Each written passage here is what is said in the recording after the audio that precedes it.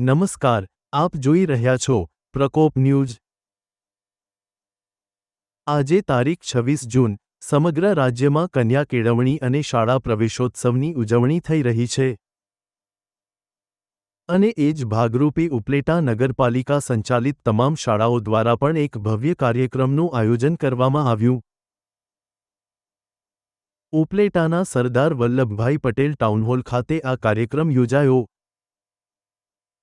જેમાં નાના ભૂલકાઓને શિક્ષણ તરફ પ્રોત્સાહિત કરવા અને ઉજવણીના માહોલમાં નવા શૈક્ષણિક સત્રની શરૂઆત કરાવવામાં આવી।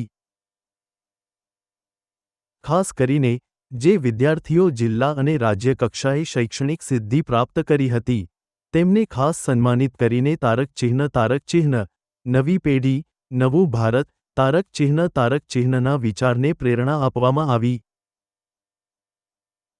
કાર્યક્રમમાં ઉપલેટા શિક્ષણ સમિતિના તમામ શિક્ષકો, ધોરાજી ઉપલેટાના માનનીય ધારાસભ્ય, નગરપાલિકા પ્રમુખ, ચીફ ઓફિસર તેમજ વિભિન્ન સામાજિક આગેવાનો ઉપસ્થિત રહ્યા। બાળકોના ચહેરા પર ઉત્સાહ, માતા-પિતાના મનમાં ગર્વ અને શાળાઓના માહોલમાં ઉજવણી। આ દિવસ ઉપલેટા શહેર માટે યાદગાર રહ્યો। વધુ માહિતી અને ફોટોગ્રાફિક ઝલક માટે જોડાયેલા રહો। પ્રકોપ ન્યૂઝ, શિક્ષણ અને સંસ્કારની એક સજીવ ઝાંખી સાથે। અહેવાલ વિપુલ ધામેચા, સ્થળ ઉપલેટા।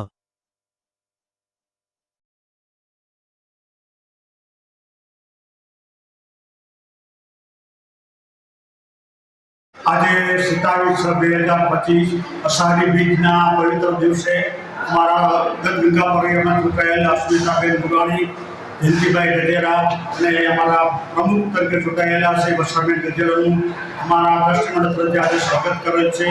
આ પરમ પૂજ્ય દિવસે મારા દશારામ બાપાના અનુસંધાને અમે એક મહાપ્રસાદનું આયોજન કરેલ છે અને આ દિવસે અમે 3 થી 4 વ્યક્તિઓ આજે પ્રસાદી લીધી છે અને આ પવિત્ર દિવસે અમે બધી રસોઈ બહુ પવિત્ર ધ્યાનથી મનથી બનાવીએ છીએ।